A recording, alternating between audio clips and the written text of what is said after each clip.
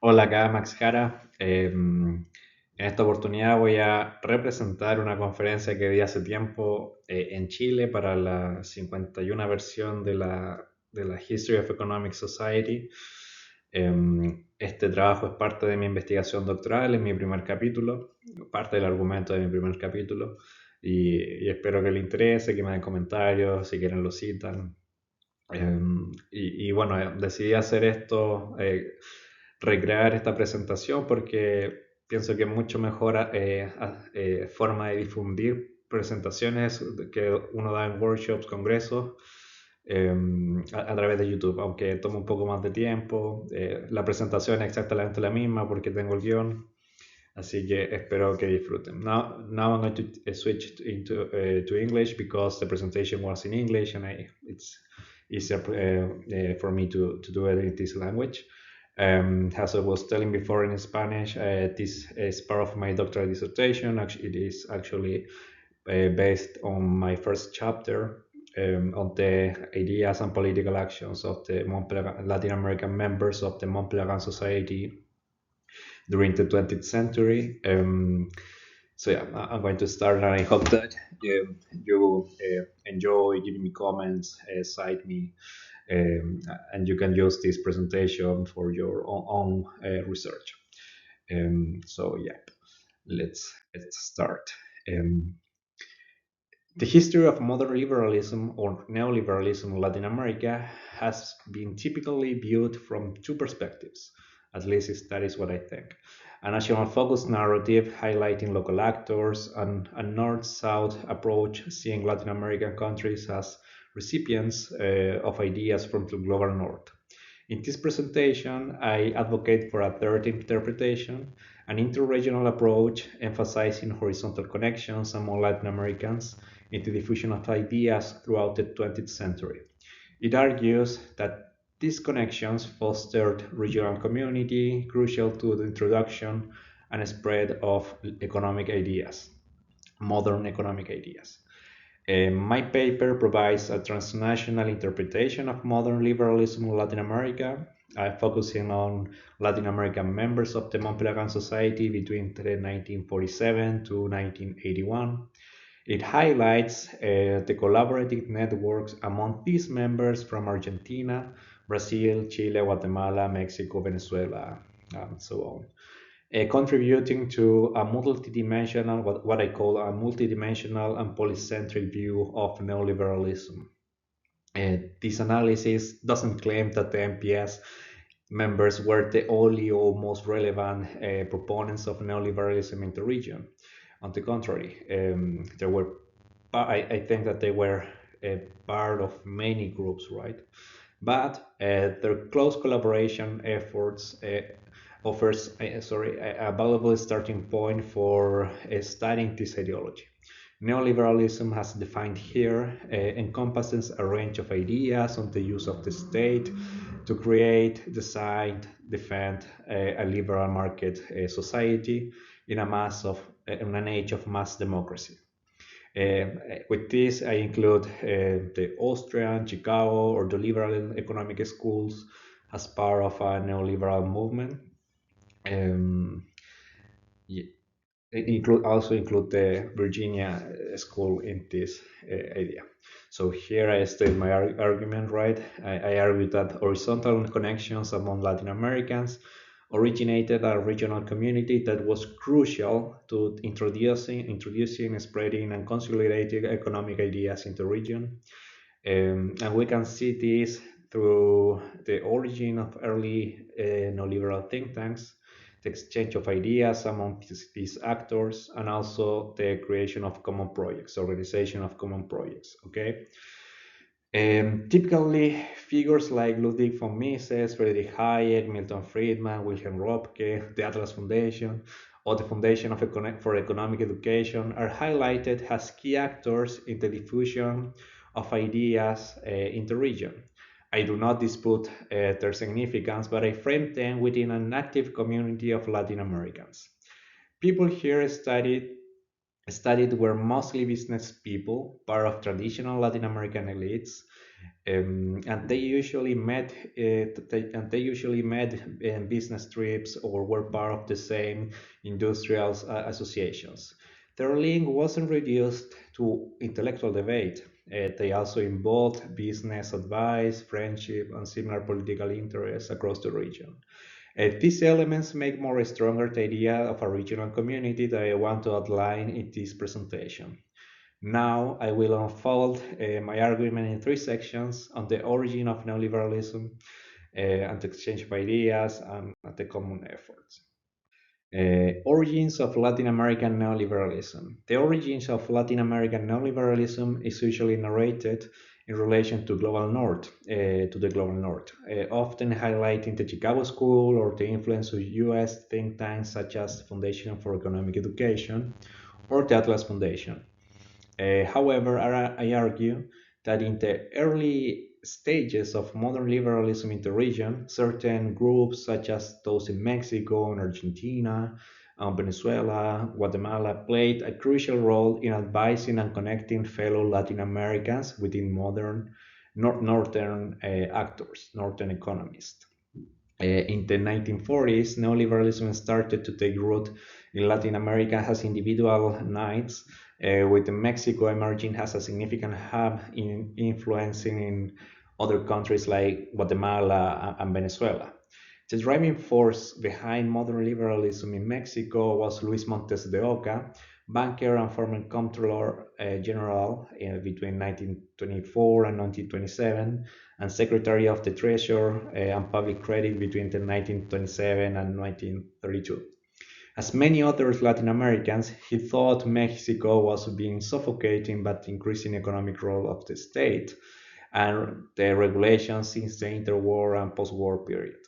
Mises was a frequent guest and advised Montes de Oca on establishing a think tank, studying the Mexican economy, or also founding a university.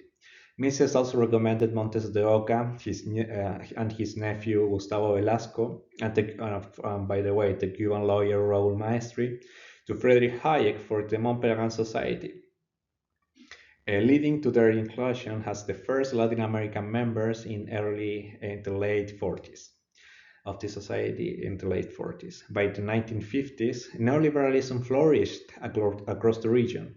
Latin America as these individuals' efforts evolved into a collaborative network. The Mexican group, first led by Montes de Oca and then by Gustavo Velasco, his nephew, and Agustin Navarro, advised other liberal movements in Central and South America.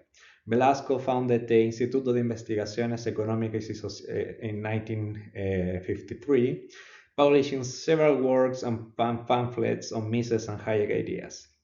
This institute also contacted the Foundation for Economic Education, an US-based think tank led by Leonard Reed that promoted market-oriented ideas, especially Austrian economic ideas, Mises ideas and Hayek ideas. The alliance between the Mexican think tank and the Foundation for Economic Education was a model that other Latin American institutions also followed during the 50s and early 60s.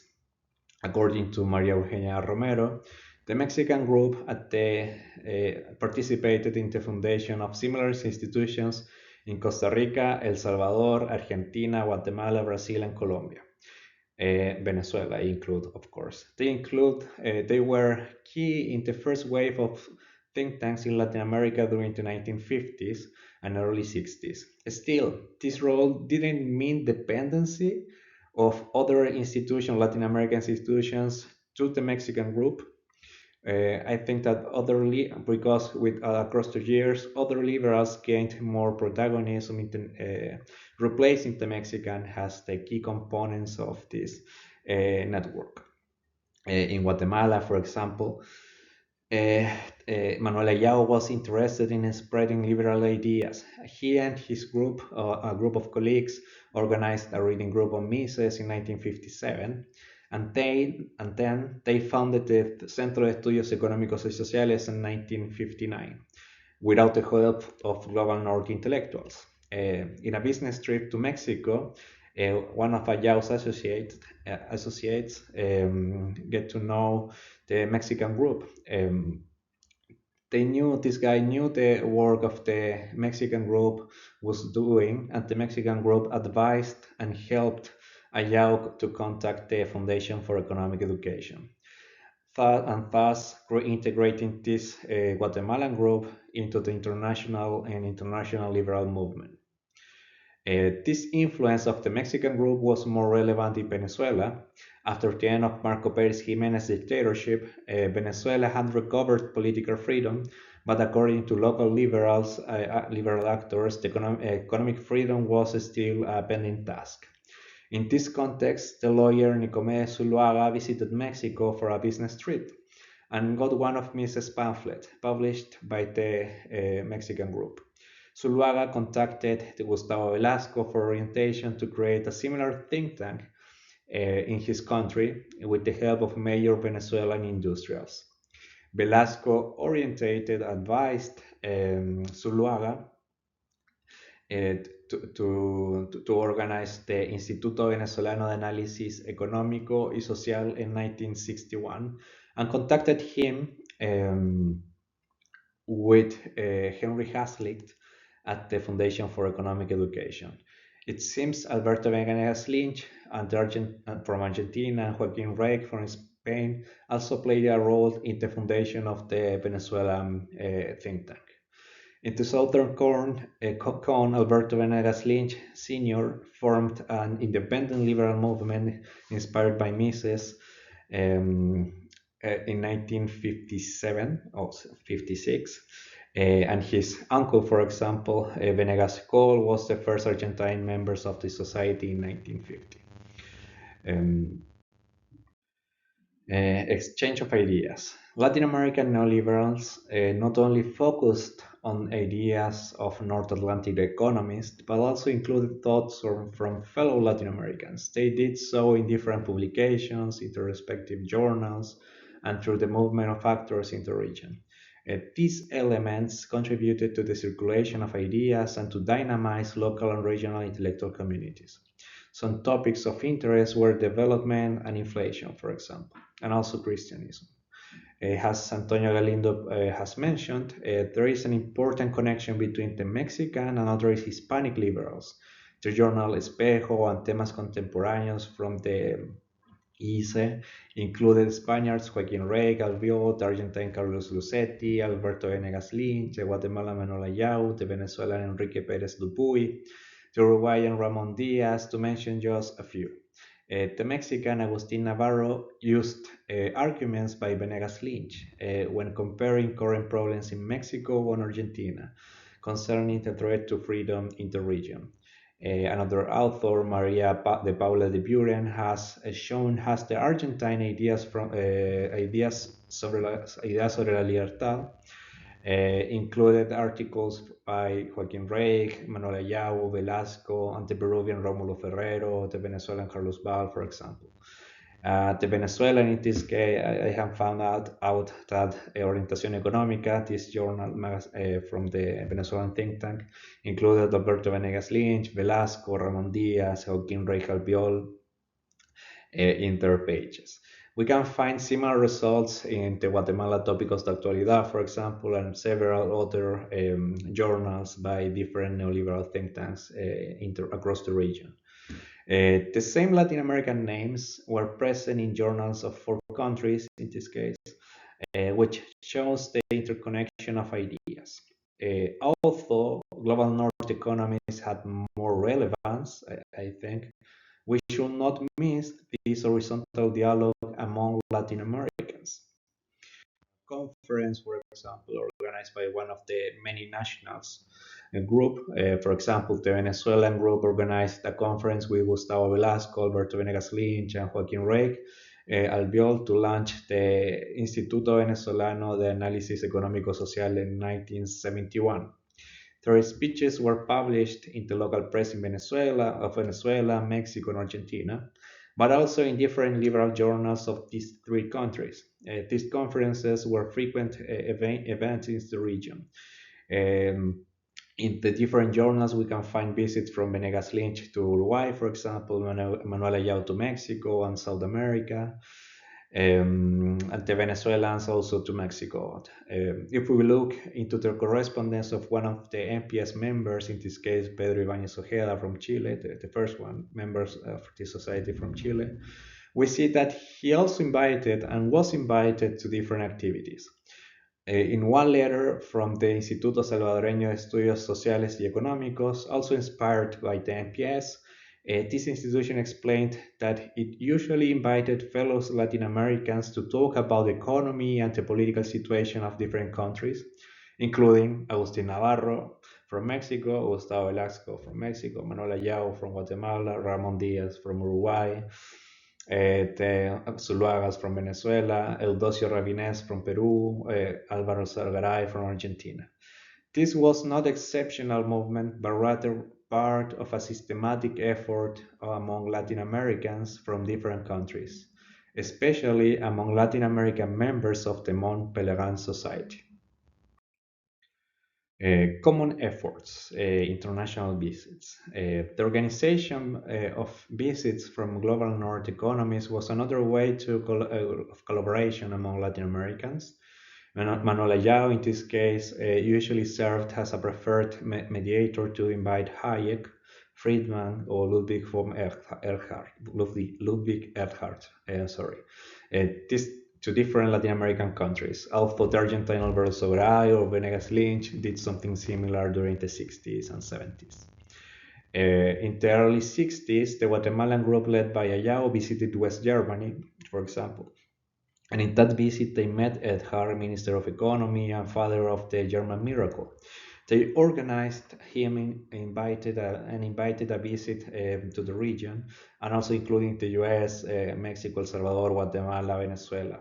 In 1967, Ayau shared this in an international colloquium in Colombia with other fellow Latin Americans, including Paulo Aires from Brazil, Álvaro Sogaray from Argentina, and Pedro Ibáñez from Chile. Ayau's experience influenced South Americans, and they organized a visit to these countries in 1969. In 1969, Ayau had suggested Ibáñez to invite Hayek to Chile and other countries in the Pacific South, although that didn't materialize. It shows Ayau's role as a mediator. In 1967, Ibáñez asked for Ayau's help to invite Hayek to Chile, in this case in 1977, this during the Chilean dictatorship. This meeting was particularly sensitive considering the context, considering the Chilean context, because the country was under the dictatorship of Augusto Pinochet. Ayau interceded in favor of Ibáñez. He described the Chilean as an active promoter of liberal ideas throughout his career. And to make the most of Hayek's visit to South America, Alberto Venegas Lynch also invited Hayek to Buenos Aires, sharing the expenses with the Chilean group. So we have that this trip by Hayek was also participated 3 different countries, Argentina, Chile, and also Guatemala as a mediator. We can see more of this collaboration in the organization of the MPS regional meeting in 1981 in Chile, for example. Before applying in 1978, Ibáñez had reached almost every Latin American and Hispanics, along with other global north figures, telling them that he was planning to organize the MPS general meeting in Chile. The Latin Americans responded favorably, backing Ibáñez's application. Although his proposal was not selected that year, it did not. In 1981, Ibáñez organized a regional meeting. To organize a regional meeting, for example, this meeting in 1981, 2 committees were established: a local committee composed by Chileans, of course, and a Latin American committee. That is more interesting, that including Ramón Díaz, Paulo Aires, Alberto Venegas Lynch, who contributed to the program's development and extended the invitations to local liberals from different countries. This Chilean meeting wasn't merely a local effort, I believe. It was a result of a sustained and collaboration among Latin American liberals. Finally, my conclusion to conclude, I hope that my presentation helps you think neoliberalism in Latin America as a Latin American experience. If you agree with me on the existence of a regional community, you also could consider two implications of my argument. First, that neoliberalism is a multidimensional project that encompasses local, regional, and global scales, which are often treated separately in scholarship. If we select only one of these scales, we will miss the full picture and we will probably misunderstand a complex historical phenomenon. And second, by highlighting the existence of this Latin American community, I challenge ideas that sees neoliberalism has a diffusion from the global north. My proposal implies a movement with multiple centers around the world and even in Latin America that are constantly changing over time. So thank you. Well, this was the presentation that I did in July 2024. I hope you were interested, right? And this interested you. In my case, this is part of my doctoral dissertation. So if you want to quote it and cite it, you can do it. Using maybe the original date that I'm going to include in the description, or not, you can use the YouTube presentation. So thank you very much for your time, and I hope to see you soon.